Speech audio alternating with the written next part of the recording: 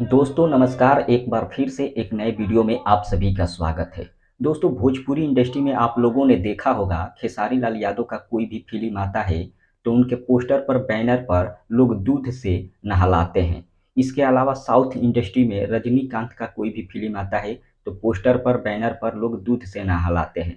लेकिन इन दोनों के बाद शाहरुख खान का फिल्म जवान आया है। उस पर भी बहुत सारे लोग दूध से नहला रहे हैं जो कि आप लोग देख सकते हैं। ये वीडियो काफ़ी ज़्यादा वायरल हुआ है। फिलहाल जवान फिल्म को देखा जाए तो पूरा धूम मचा कर रखा है। पूरे इंडिया लेवल पर पूरा मतलब विश्व लेवल पर ये फिल्म धूम मचा कर रखा है और अपने पहले दिन ही 125 करोड़ का कलेक्शन कर लिया है ये फिल्म।